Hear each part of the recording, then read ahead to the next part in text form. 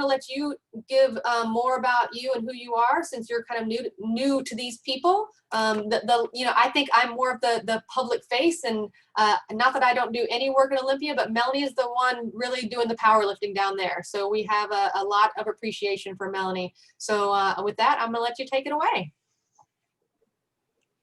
Thank you, Samantha. I really appreciate it. Again, I'll just remind you, my name is Melanie Smith, and I am the contract lobbyist that represents the Washington State Psychological Association in Olympia. A little bit of my background, I have been a contract lobbyist for the last 16 years. That means, by the way, contract lobbyist means that I represent a number of organizations. So I have a total of 7 clients that I lobby on behalf of. I only do state work, and I only do work in the state of Washington. So if you have questions about federal policy, that goes elsewhere. Same if you have questions about, say, Olympia City Council. But I work a lot with the state legislature, and that is what I do.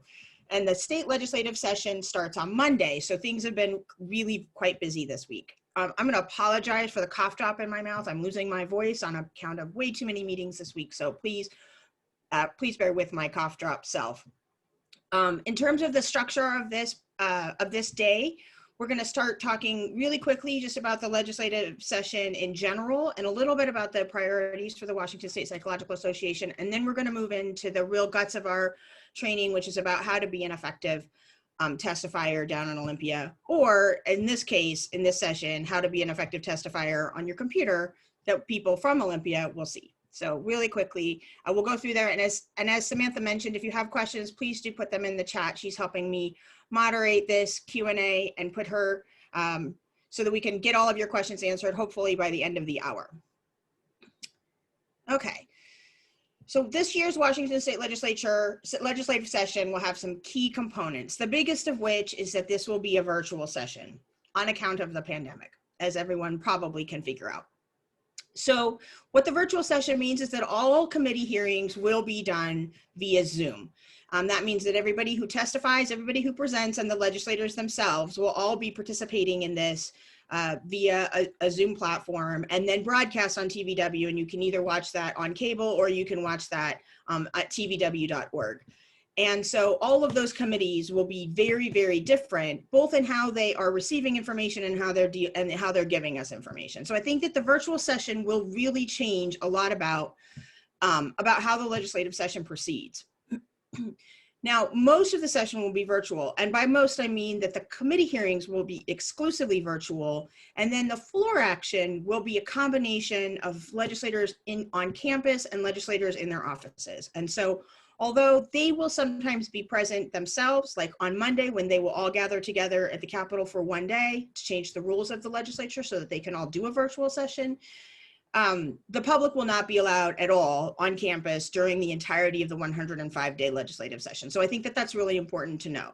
They have opened up a lot of new tools, so they've never really allowed remote testimony in the way that they're going to allow it this time.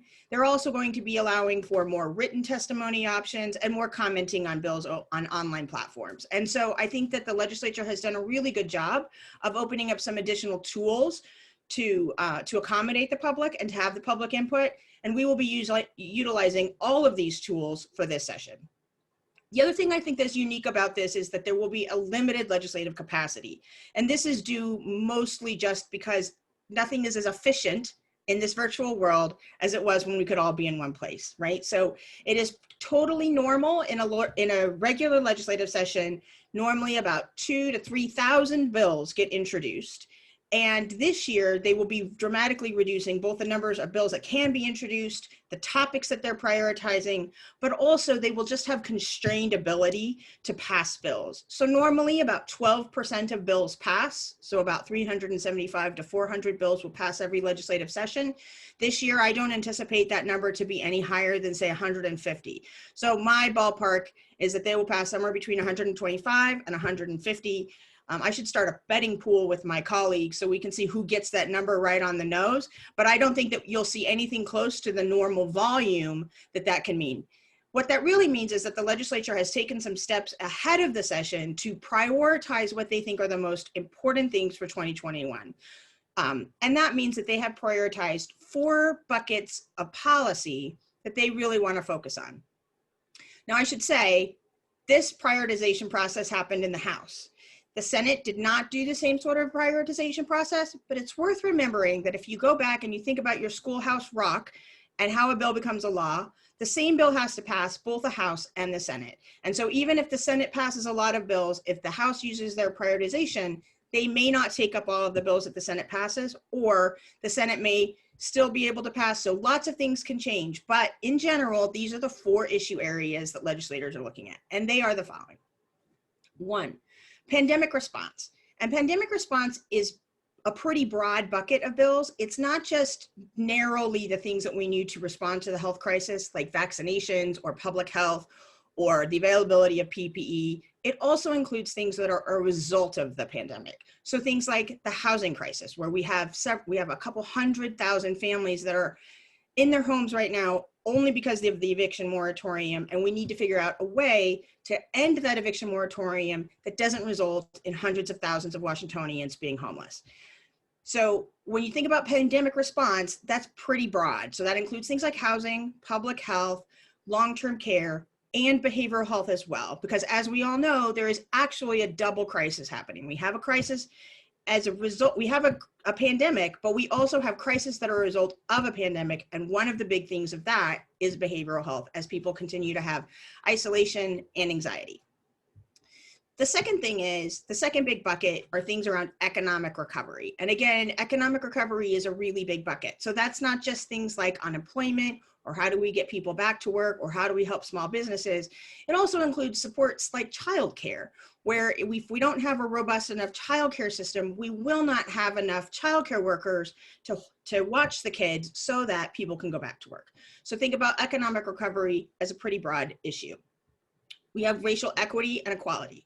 So racial equity includes a lot of things. It includes things like law enforcement reforms that are being promoted and discussed, but it also includes things like the banning the use of credit scoring in insurance products and other kinds of things where we've seen a disproportionate racial impact, and those policies are finally being rigorously looked at. And so there will be a lot of bills around racial equity. And the fourth and final prioritization of issues is climate change. And this is because if we do not get ahead of climate change now, we never will get ahead of it. And so the legislature has raised climate change to be of equal importance of those other things. I think there will be 4 big areas so far that we know of that the Washington State Psychological Association is looking at. The first is SIPACT. So SIPACT is the SIPACT Interstate Compact that is a national compact that would allow, if we join and if people register, that you could practice in a variety of states in a telehealth way. So we can give you more information about what SIPACT is, but just know that this is part of our legislative agenda. I have to be really honest with you and frank. I think that the odds for SIPACT to pass this year are probably pretty low based on the fact that it doesn't fit in one of those 4 buckets I just mentioned. That being said, Representative Chambers still really wants this bill, and she's going to introduce this bill, and so we'll see if we can get it through. The second thing is mandatory continuing education on health equity issues. This is a bill that is being sponsored by Senator Randall and is being promoted by the Washington State Medical Association. This bill would require that every medical professional titled under RCW 18, which is everybody, would be required to take health equity training as part of their ongoing continuing education requirements. It would be included in the number of hours, so your number of hours wouldn't go up. It would just be another issue area, similar to the way ethics is treated, that you would have to make sure you had some dedicated hours. The bill actually empowers the examining board to make the decision about how many hours and what kinds of things have to be included in the training. So the bill is quite general in that what essentially does is set up a rulemaking process and some goals that the legislature would want the examining board to consider when setting the determination about hours, but the actual decision about the number of hours and the kinds of training would be left to the examining board. The third is there will be a number of bills around telehealth services. Most notably, I've heard that there will be an audio-only telehealth bill that will allow telehealth. It will allow audio only to count as telehealth, and right now, audio only is only allowed to be considered telehealth because of executive order. So as you know, telehealth services have really blossomed during the pandemic, as that's how many of you are seeing your clients. And so I think that there will be a number of bills to improve access to telehealth services, audio only being one of them. There's also going to be some continuing refinement of the payment parity, which requires that insurance companies reimburse you at the same level for a telehealth service as they do for an inpatient service. This builds on a bill that was passed back in 2020 and which took effect on January 1st. But there will be some continuing improvements both for you as providers and for consumers around accessing telehealth service. And then the last big bucket, I think I already mentioned, was law enforcement accountability. There are a number of bills that will make some changes to the way that law enforcement functions in our community.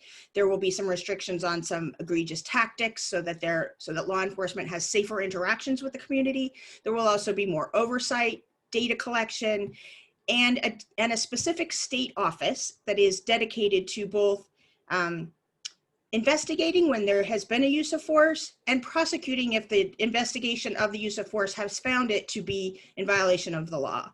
This independence will probably be at the state level. As of right now, the local communities investigate themselves. And so this is seen as being a best practice. There will also be some legislation that will not allow, say, if a law enforcement officer has been decertified in one district, it will not allow them to be recertified in another district. Very similar to the way if you lost your license here in the state of Washington, it would be difficult for you to get a license somewhere else. They want to do the same kind of accountability measures with law enforcement. I am sure that there are probably a bunch of questions about this legislative agenda and how the process will go, but I'm going to ask you to put those in the chat or hold on, because first I want to talk about something that is really critical, which is testimony. So one of the things that I mentioned is going to be different about the 2001 legislative session is that all testimony will be remote. And so I thought this would be a great opportunity for more of you to participate in the process, because you don't have to go to Olympia, you can do it from your offices, and it will not be as time consuming for you all. Public hearings are a really important part of how lawmakers make decisions around bills. Oh, I just lost myself. Beyond mechanics of the bill, this is an opportunity for legislators to learn. It is critical time a public hearing is a critical way for legislators to learn about the why of a bill.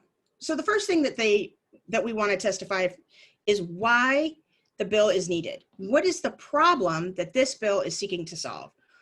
When I'm talking to a legislator, that is the very first thing that I start with, is what is this bill?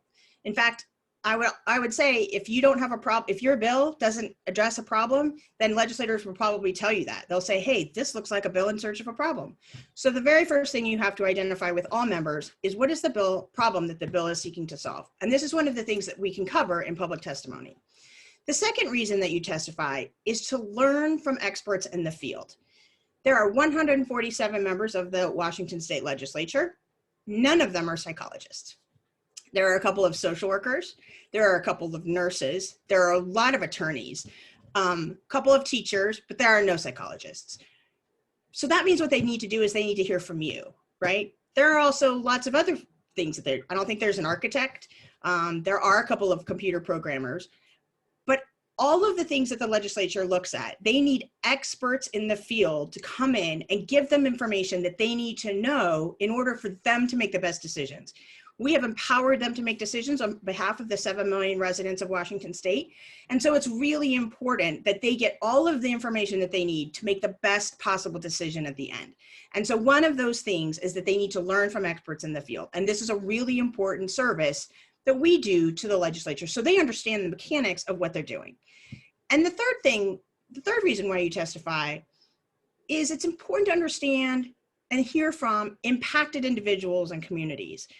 If this bill is going to hurt you, or if this bill is going to help you, that is information that the legislature needs to know.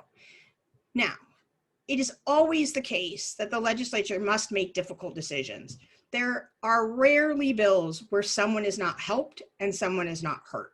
That is just the way it is. But it is the legislature's job to weigh those benefits and say, hey, this person will be a little bit hurt, but this person will be very, very, very much helped. And so we want to make that bill. Or maybe it's the other way around. Maybe it is that this bill will harm a lot of people and it won't help anyone at all. Maybe we don't want to do this bill. And so by listening to impacted individuals and communities and learning what the outcomes of the bill that they're considering are, they can make those informed choices on our behalf. And this is all part of the things that I do, and part of the things that you do is to help them get this information so that they can make those decisions. I just want to say as an aside, I started working on this training a couple of years ago. And the reason that I started working on this training was after listening to probably thousands of people come down to Olympia, I started to notice that there were some trends of some gaps and some missed opportunities that I was seeing person after person after person come down and testify and really missed the opportunity to do one of these three things. You know, when you have to go to Olympia and testify, it is a big commitment. You have to take the day off of work. You have to drive there. If you live in Spokane, it's probably like a 2-day venture to go there. You have to find parking, and then you have to sit in the back of a hearing room and wait for 2 hours. And then you finally get your 2 minutes and you get up there, and then you say what you get there, and you don't really know how to say the right thing to the member. It's their own language. They have their own way of processing. They're looking for very specific kinds of information from us. And so what I'm hoping is we're going to talk about what they're looking for and what's be helpful so that you get to communicate what is you want and they can understand you. Because I oftentimes find myself being a bit of a translator. And so what I'm hoping today to do is to help you be better translators for yourself. Okay. Effective testimony has 4 parts. And I find that the most effective testimony is when all 4 of those parts are built around a common narrative, that they all have a cohesion, that the introductions, your position, the main body of your bill, and your closing ask all are one component, that they function together as a whole rather than be 4 disparate parts. In other words, if your introduction doesn't have anything to do with the main body of your bill, maybe you didn't get the right introduction. And so we're going to start talking about approaches here in a second, but just remember that effective testimony has these 4 parts and they should all work together. So let's first talk about introductions. And we're going to spend the most time talking about introductions because this is where most people go wrong, I have found. Okay, so most testimony utilizes one of the 4 approaches, and this sort of goes back to the why we testify, right? So when you think about the why we testify, the kinds of information that legislators are looking for from us, it makes sense about these 4 elements of approaches for testimony. The first one is you have relevant experience with an issue. And I've given a couple of examples that I'm not going to read out, but they're there for you if you want to look at them. But the first one is you have relevant personal experience on the issue. This happens a lot when you're talking about bills that would have helped you. You would have been helped if it had existed then, right? So you get lots of people who come down and say, this terrible thing happened to me. Please don't let this happen to anybody else. Or I had this bad experience. Other people shouldn't have to go through this too. And so relevant personal experience of the issue, you want to make sure that your introduction frames up that relevant personal information, right? So if you're there, you want to make sure your introduction talks about your personal story and doesn't say give your professional credentials, right? So the second reason or the second approach are you are directly impacted by a bill. This is something probably will happen to lots of you because you will be directly impacted or you could be directly impacted by the bill. And so you want to say, oh, hey, this bill will help me or this bill will hurt me. And so I would like you to pass it or to not pass it. Or 3, you have professional relevant expertise. This is when we're offering our expertise to the legislature to try and help them understand the issue better. This is true of lots of behavioral health stuff. When what we're really trying to do is raise the overall education, the overall knowledge of the legislature so that they can make those informed choices. So in this case, your relevant, your introduction would be about your professional experience and your professional expertise. Or the 4th is that you represent an organizational stakeholder. And that's what I do. So when I testify, I'm not there to talk about my personal experience, and I'm not there to talk about my professional expertise. I am there to say, I represent this organizational stakeholder, and this is what this organizational stakeholder thinks about this policy. So For example, last year when I testified on the SIPACT bill, that's exactly what I did. I said, I represent the Psychological Association, and this is what we think about this bill. Okay. So introductions are the most, I would say they're the most important part of your testimony. It can really start you off well, or it can really start you off badly. And the worst way that you can start is to not introduce yourself at all. Because introductions are needed for the legislative record. And so if you do not introduce yourself, the legislative chair will interrupt you. They will tell you to introduce yourself. And that can be really frustrating because you got on a roll and you started, and then they said, oh, stop. They stopped you, and then they made you introduce yourself. So always, always introduce yourself. Don't skip this step. I know that you'll only have 2 minutes or maybe even 60 seconds, but the most important thing is say who you are and why you're there. You can always feel free to include a brief salutation or another brief greeting. I've given you some examples. You can say, thank you for hearing my testimony. You can give a greeting to the chair. You can give I usually thank the chair and the committee for hearing my testimony. But just remember that the greeting, the introductions, and everything counts on your total time. And again, that average testimony length that we're given in Olympia is 2 minutes, which just isn't very long at all. I think I've probably been talking about this slide longer than 2 minutes. So just for context, 2 minutes, not very long. Make your introductions short. And if your greeting is there, make it short too. Don't acknowledge every member by name, in other words. Here's some other pro tips to a strong and welcoming start to your testimony. Pick one piece of expertise that you want to share about yourself, or one relevant thing to say. Maybe, so if you are a psychologist in private practice and you have a specialty, maybe share there. If you have some kind of national award or recognition, or you're a renowned expert, share that. Maybe don't mention that you were also valedictorian of your high school. That might not be the most relevant. Maybe leave out that you were homecoming queen. Same thing. If you were there to talk about your professional expertise, do not mention that you have 5 children. So I think you're probably seeing a theme here, because this literally is the thing that I have seen more times than I can manage, where people get the 2 minutes and they spend 90 seconds talking about themselves, and then they never get to share anything else with the committee because the committee cuts them off. And that is just the biggest wasted opportunity. So be really targeted about the thing that's the most important. And this is probably the moment when I'll tell you, you will never testify alone. If you come and decide to testify on a bill, I will help you draft your testimony. We will work together on what you want to say. We will work together on that. I will hold your hand through the process. You will never be alone in this. So this is really just a background, but just remember, pick the most relevant thing to your testimony that you need to say about yourself. Essentially what I'm saying is your introduction should explain to the legislature why they should listen to you, right? So condensing down to that. Why should they listen to what you have to say? That should be the thing in your introduction. If you have a Nobel Prize, this is the moment to mention it. Okay, here's some things to never ever do. Never say you're a taxpayer. We are all taxpayers. Never say you're a voter.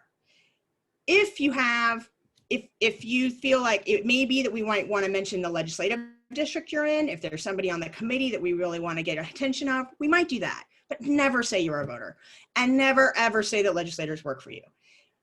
It's really insulting to them, and alienating the committee will not help you. No matter what you're going to say in the rest of your testimony, you do not want to alienate these people.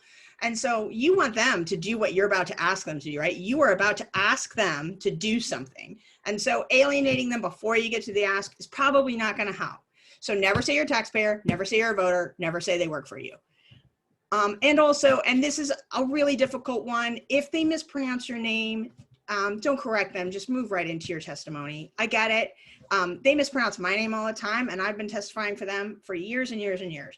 It used to be when we had manual sign-in sheets, I could just figure out they didn't know how to read my handwriting. But now they're electronic, so I know they know how to read my handwriting. They're just busy. They're flipping through a lot of other things. Just move into your testimony and don't make a big deal of it. Okay. Right after you say who you are, you need to state your position on the bill. You do not want to put the members in the position of guessing. So say it at the outset, and make it all one. I usually make it one big long session, one big long sentence, sorry, right? The most common positions are pro, concerns, or other. 90% of the time, you will be testifying either pro or concerns.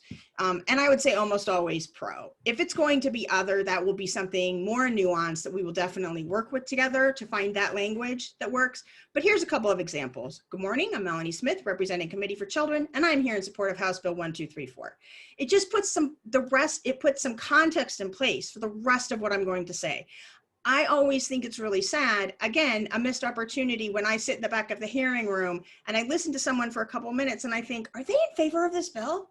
I'm not sure. They spent all of this time preparing, they came down, they parked, they walked the 10 blocks, and now I don't even know what they want, right? You have not made an effective ask of the legislature. So always, always, always, always state your position on the bill. And then the rest of your testimony will be essentially explaining why. Why do you have the position that you have, right? So your name and then your position. The main body of your testimony almost always focuses around one of four kinds of stories. Either a personal story of how the bill would have helped you or how you were impacted by not having this piece of legislation. Again, this is a personal experience about why this bill is important. Or your personal story about, again, how you will be impacted. This will happen a lot if they make a change around your practice, right? That would be something you would say, this will hurt me or this will help me in the following ways. Again, your expert opinion on the impacts of the bill or factual information relevant to the problem the bill is seeking to solve. This is the kind of testimony that I do the most of, is this kind of factual information. This is the kind of testimony that I will definitely help you prepare so that you're really comfortable with the things that you're going to say here. A couple of tips about the factual information kind of testimony. One, avoid too many statistics. Statistics can be a really powerful tool, and they can also go really, really badly. And so try not to use too many statistics. I usually try to limit it to one. And if I really have to use two, I put something else in the middle, right? So I'll have 3 points and I'll use a statistic and then I'll say something else and then I'll use another statistic. Definitely avoid compound statistics. And what I mean by that is don't say a percentage of a percentage. So don't say something like, half of the population of women and 85% of women and 85% of them don't have children, or 85% of them have children, because then the legislator that's listening is doing math in their head and they're not going to listen to the next thing you want to say because they're thinking they're 50%, 85%, right? So you don't want to bring them out of the moment and divert them or confuse them. And so just limit it to one statistic that's very simple and easy to understand.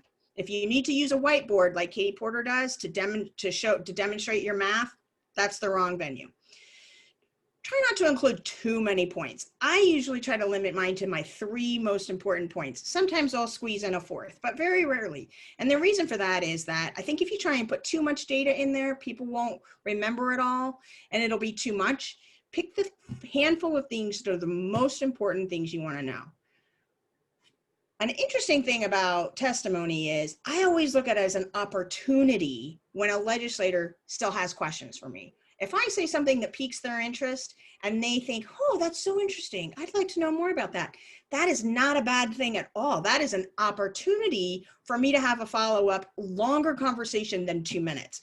One of the things that I am really concerned about for the virtual session is that I won't be able to see them while I'm testifying. So most of the time when I'm testifying, they're all sitting in front of me and I can see their reactions to what I'm saying. And then I know that I can go follow up with one of them later when goes like, yeah, that's the right thing. I know I need to go follow up with them because they're going to be on my side. And so I'm deeply concerned that the lack of being able to see legislators will materially damage our ability. But there's no way around that. But just know that it's never a bad thing for a legislator to want more information. So don't worry about squeezing too much information. Always choose quality over quantity. And the last thing is, and this is really important for you all, don't use acronyms, jargon, or industry-specific language. Government is full of acronyms, just chock full of acronyms. And I have learned that so is behavioral health. Just full. I mean, even the thing you guys use the most, the DSM-5, is an acronym, right? As it happens, I think probably most legislators are familiar with that one, but try to stay away from acronyms or jargon or industry-specific language, because I have learned from lobbying on behavioral health for a number of years that when you take government and take behavioral health together, that's just a lot of jargon. So just to the extent we can, I hate to use this word, but let's simplify, not dumb it down, but we'll simplify the language so that legislators can understand. And again, all we have to do is capture their interest. A follow-up conversation is always really good. And I will say again, at the risk of being redundant, don't worry, I will help you work on this together. This is not just me like, okay, you've trained, go ahead and do it. This is something we'll work on together. After you've finished the body of your testimony, you finish sharing about your expert opinion, or you finish talking about how the facts of that matter support your position, you want to remind them of what your ask was. It's a little bit like an ask sandwich. You're going to start telling them what you want. You're going to explain why it is your position on the bill is the right one.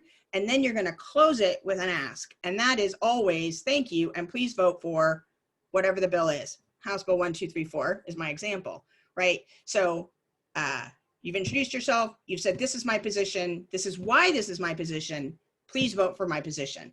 And so we always want to make sure that we get that ask in at the end of your testimony. There are some exceptions to that. And the only exception really is if you run out of time. So normally when we're in Olympia, they run a timer on you. They have this little set of stacked lights, and they'll give you, say, 2 minutes, and you'll get a green, and then you'll get a 20 or 30 seconds yellow, and then they'll have a red for stop talking. And they really mean that. They really mean red, stop talking. And so if you don't stop talking when you get to the red, you run the risk that they will gavel you and cut you off and tell you to be quiet. And that's never very pleasant. And so I would say that if you're in the middle of your sentence, if you're in the middle of your testimony and you get to that red light, or you run out of time, just end your sentence and stop, and don't go forward. So even if you're not done, even if you didn't get all the way to the thank you, it's better to just stop talking and be respectful of their rules than it is for them to risk them gaveling you down. And you'd be really shocked at how many people don't stop talking even when asked. It's always shocking to me, actually. Okay, so here's a really short example of some testimony. Good morning, I'm Melanie Smith, representing Washington State Psychological Association. I'm here in support of House Bill 1234. House Bill 1234 will improve access to critical behavioral health services and reduce the cost to consumers in the state. House Bill 1234 is an important component of our behavioral health system. Please vote for House Bill 1234. Probably used House Bill 1234 a few too many times in that, but I think you get the idea, right? So I think I've read once it takes somebody 15 times to remember something. So don't try and put the bill number in 15 times, but it can't hurt to put it in at least twice. Okay, so all of that is sort of general tips about testimony, and I do want to talk a little bit about virtual testimony because this is a slightly different animal. One, let's talk about setting up your space. I think most of you are all familiar enough with Zoom by now because you've been doing it for so many months, so you're probably pretty comfortable. So this might be just a reminder, but here's a few things to think about.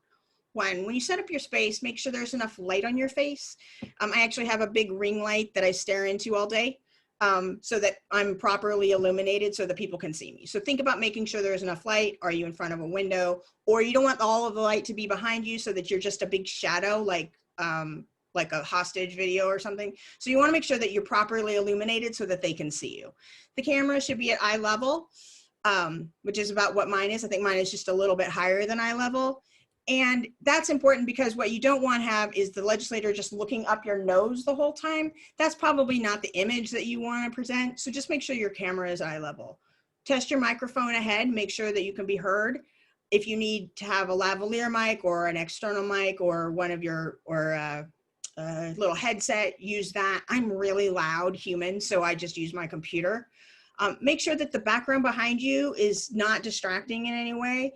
The legislature has rules in the committee hearing about signs, and they do not allow them, and they are not allowing them in the virtual world either. And so no signage in your background, but if you need a virtual background, go ahead and use it. that's fine. Just make sure that there's nothing offensive in that background. And so it shouldn't distract from your message. And always just take a quick check to make sure you look okay. And if you can look and sound okay. When you deliver your testimony, I recommend either sort of typing it up to the side of your camera or putting it off to the side of your screen on the Zoom so that you can read it while looking at the camera, right? Because what you want to do is have as personal reaction as you can, even in this virtual environment. And what you definitely don't want is the legislators to see this, right? The top of my head is not the most compelling part about me. So make sure that you have something that you can stay upwards and that you're not this or this. Nobody wants to see up my nose either. Have a clock in your line of sight. I put a little widget in my computer, or I'll use my cell phone and have it handy so that I can see my 2 minutes. We have not started the session yet. It starts Monday. So I don't know if they're going to be running any kind of visual clock, but I have not seen them do it yet. But it is really important that you try to keep your time. And so put a clock in your line of sight and then practice your testimony ahead of time to make sure that you are in 2 minutes. I always direct people to write 2 minutes worth of testimony because that's the average. Just know if you do testify that time can be flexible. I've had testimony be as short as 45 seconds and I've had it be, sort of unlimited. They just let me talk forever. I still usually talk in 2 minutes, but just know that in the moment we may have to cut it down. So usually what will happen is the chair will tell us that ahead of time and I'll say, oh, we've got only a minute. These are the elements that we should say. These are the most important things to say and these are the things we can cut. But please do have a clock and please practice ahead of time. And the other thing is be comfortable and breathe and enjoy. The good news is that this process is less intimidating than what it normally is in Olympia, because normally in Olympia, you have to go and you have to sit at the witness table and then they're all slightly elevated from you. So you're looking up at them and it can be very intimidating, very hard on folks, but this is much more practical. And I think it's a lot more enjoyable. And I'm sure I don't have to tell any of you this, but if you need them, there are lots of tricks you can use to help keep yourself calm and regulated. I recommend pictures of baby animals. So if that's the thing, I have this little picture of this little baby panda. You probably can't see it, but I tape it directly above my camera when I'm testifying. And that way, if I need to, I can just talk to the baby panda. And it's also a way to keep my focus on the camera and not sort of over here. Okay. And that, I think, is the end of my prepared remarks. So I'm going to stop sharing my screen. Oh, look, there you all are. And we can have a quick Q&A section about all of the questions that I'm sure you have. So Melanie, I'm actually going to add something to the tips for virtual that I think is a little bit different than what we're all doing as therapists. I think it has been really great for clients to see us as a little bit more human. Maybe your cat goes across your camera and, that's kind of cute in the middle of a therapy session. That's probably not so cute while you're testifying. So if you can eliminate distractions and that sort of thing as much as possible, that's probably the one difference. So Melanie, that was great information. I will say it mirrors very closely to the information that I was given when I was first trained to do congressional visits in DC. It's very like boom, boom, boom. You don't mess around. You say these things in and out because maybe you get to sit down at their office and have a conversation, but you may be walking in the halls as they're between meetings. And so you get very used to, just quickly getting to the point. And moving on. So I've only got one question in the chat so far. And so if you have more questions, you're welcome to put them there or hang tight and then we'll unmute. The one question is about SIPAC, Melanie. So the question they're asking, and actually this is Kathleen's question. She says, it seems that SIPAC is essential to the main concerns of this legislative session. I, for one, have been working with clients who moved to other states during the pandemic to be with family and cannot return immediately. Could we talk about how to frame this so that it is addressed in this session? Can you give some feedback on that? Yeah. So that's a really good point. And I think this is one of the tensions of this issue is that you're absolutely correct, right? One of the things that we should be doing is expanding opportunities for telehealth in this pandemic. And SIPAC seems like a really good one. So we should be promoting it. I think the challenge is, and the resistance that I've been getting from in particular, the House Healthcare Chair, is because SIPAC takes some time to implement, right? So it's not so normally when a bill passes and it becomes effective 90 days after passage. So that is usually sometime in June.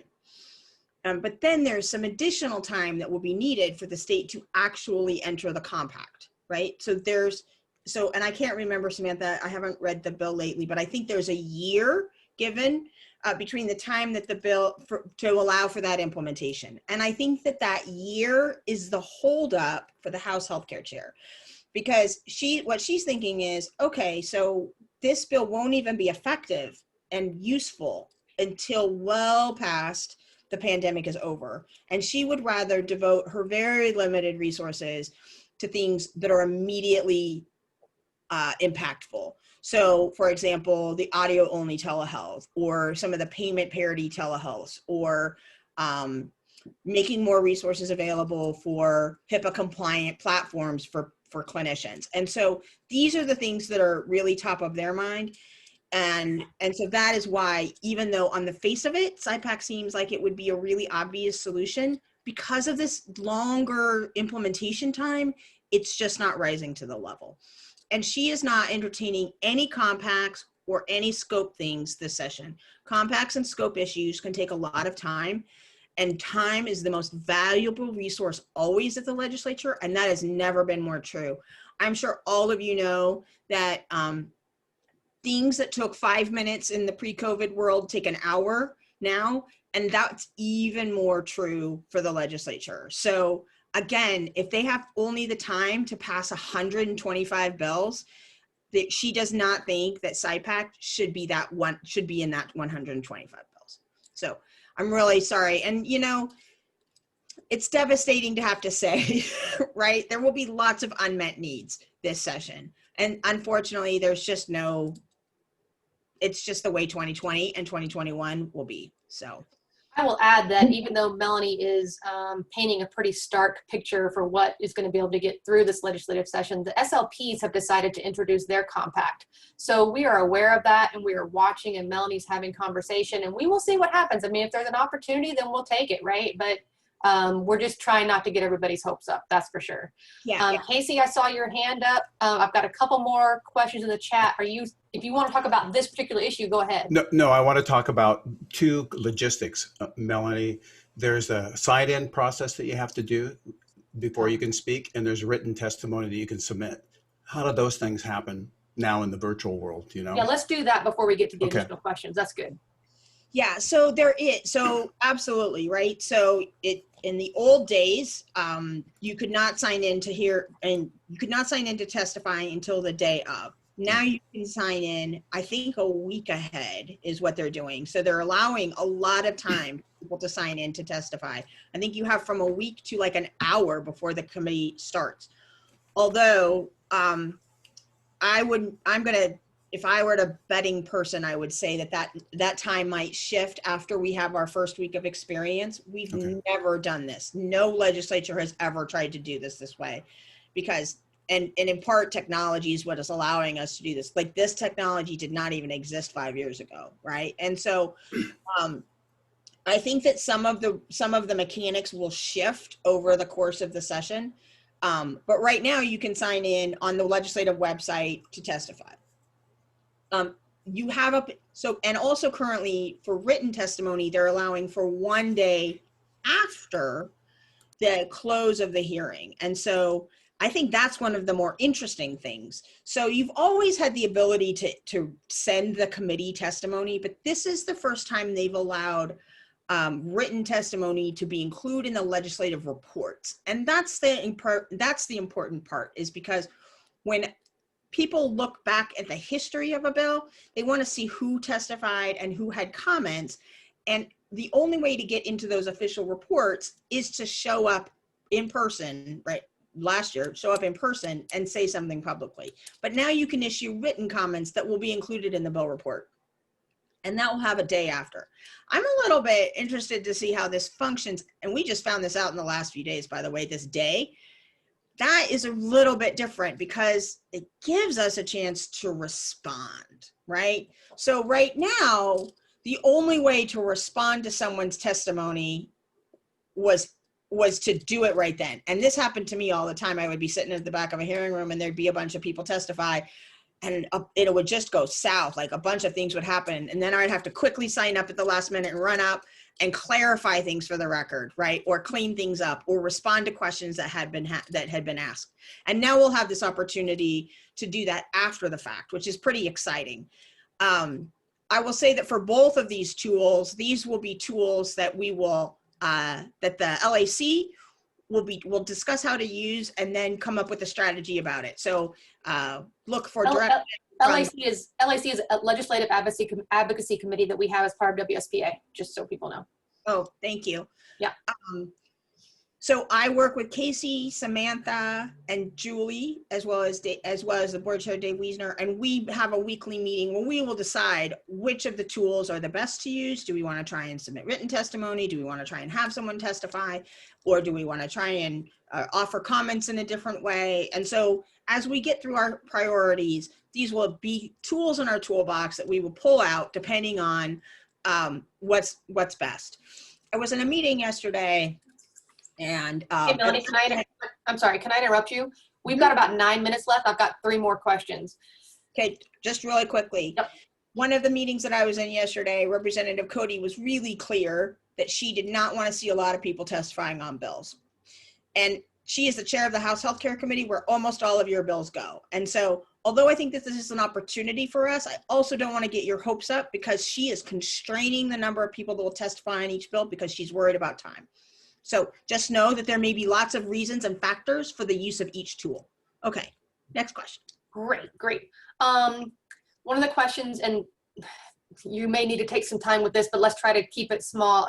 These legislative priorities are so complex. How can we address the complexities of the problems with the complex solutions that are required in less than 2 minutes?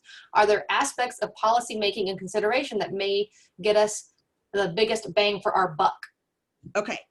This is something that I think is really an important point, which is that this is one of the many, many, many, many ways that we interface with lawmakers. So public testimony is one tool. It is not the only tool. It is not the only piece of the puzzle. I think sometimes people think that public testimony is the only option that they have and the only way they interact with lawmakers, and that's just not true. And so you're right, public testimony in 2 minutes, not enough to talk about complex problems. Don't worry about that. This is not the only opportunity and not the only thing we're doing. Perfect. Next question. I have always been curious why legislators prefer personal stories that may affect only one or two people versus data which could show the effect of a bill on an entire population. Oh, so I would say that personal stories are always really helpful because people like the context. I also think that they enjoy and need data. I would say the best panels that I put together use both. So when I put people up to testify, when I'm the one that says, okay, I want these 3 people to talk, I usually give each one of them a task. There's somebody about data, there's somebody about a personal story, there's somebody about a professional expertise. So I would say that they are all useful and they all have their place. Perfect. Anya, I saw your question about SIPAC, about the compact. I saw Tyson gave you a couple of answers. What I'm going to do is I'm going to send out some information to everybody so you have something to look at. It is definitely not about universal licensing. That's never, you should just never think that's ever going to happen because states' rights. And it is not really about reciprocity either. It's really about telehealth across multiple states. Next question. As someone who works in inpatient care, a growing concern is getting housing for adults who are living with mental illness. In addition, Western State Hospital has not been accepting patients due to the pandemic. Wow, that's terrible. Will any part of the legislature discuss housing and other benefits for adults with chronic mental illness? Yes. Okay, that was probably more. That was too little.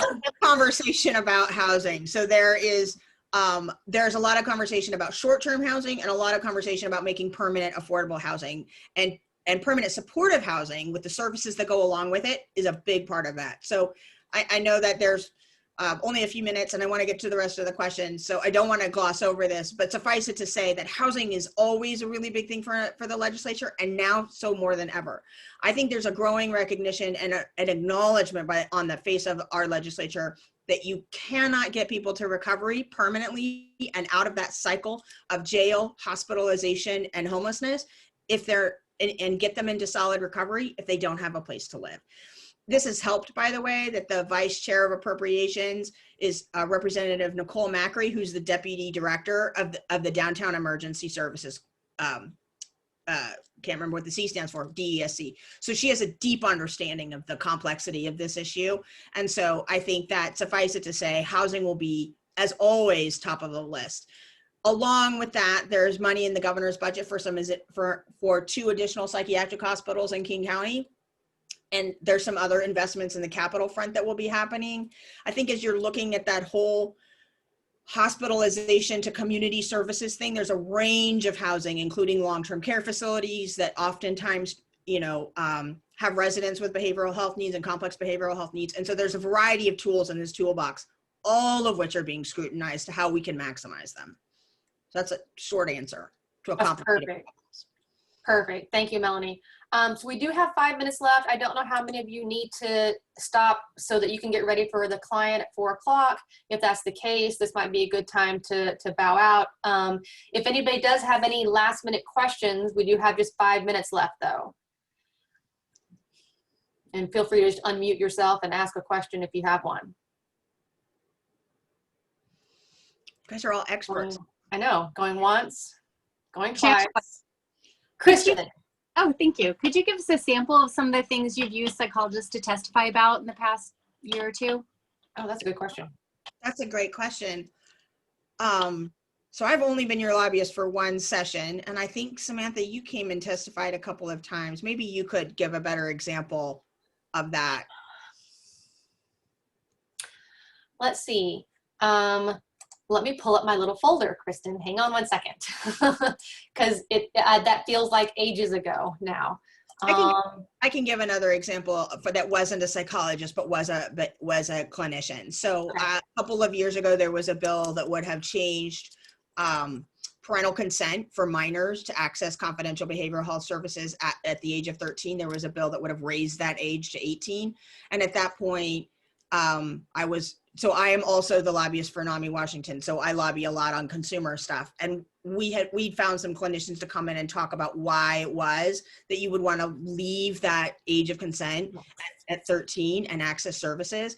And so that was an instance where having that clinician talk about the nuances of care and why it was that having a parent involved would not always be helpful was really helpful. I think the other time that this has come up a lot and will come up in the future is around VOLC. Yes, that's probably the last thing that I gave testimony on. I've also given testimony in the past around transgender healthcare when we were trying to get some of those laws passed here in Washington State.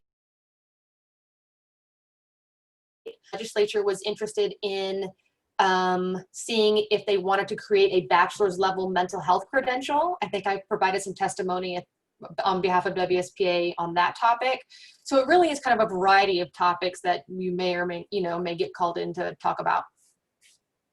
Yeah. But it also could be other things, right? Like as we build your program to make it so that you are more flexible and more able to participate. It could be things like the psychological impact of racism on a human being, right? Like, I guess, one of the things that I'm really excited about and thinking about are different ways that, forgetting just about your clinical practice, but what are other areas that you have real expertise in the impacts on a human being of things? And so, that's always an option too, is it's maybe not directly applied to you, but you have information that would be worthwhile for the legislature to consider when they're making their overall decision about a policy. And this is less just about this session and more forever. Absolutely. I think one of the things that maybe at some point ways where we can grow is to have you all also kind of be a part of our grassroots kind of network, where maybe when it's not a legislative session, we set up meetings where you're going and actually talking to your legislator, like in a coffee shop, which is often where they want to meet. And we just like sit down and like chit chat. Like those conversations are very not low pressure. It's just like, hey, I'm the psychologist that happens to live in your area. Just so know I'm available. Here's my card, right? Like those kind of conversations I think we can do outside of the legislative sessions. And I think that will help kind of like do this piece Melanie's talking about, the kind of bigger picture, like how do we continue to have relationship? If nothing else, that is the one thing we are all really good at, is building relationship. So I'm hoping that we can continue on some of that as we move forward. That is pretty much our time. Thank you, Melanie, so much for spending the hour with us and helping us, getting us all informed and trained. It was super helpful. I'm seeing it in the comments that it was helpful from other folks. We will be in touch about next steps. And stay tuned. The legislative session, once it usually gets going, it is rocking and rolling. It does not mess around. And in a virtual session, who knows? It's the Wild West. So we will keep you posted as best we can. If you hear nothing from me, it's because we just haven't needed anybody. And that's going to have to be okay too, right? But I'd rather have you trained and ready and have some basics under your belt than all of a sudden we need you and we're having to start from scratch. So I will be sending out the recording. I'll send out information about SciPact, and Ms. Melanie created like a one-pager. I'm going to send that out also. You'll get that in the next bit of time, next few days. Thank you all so much. Thank you. Thank you. Have a good day. Thank you. Bye all.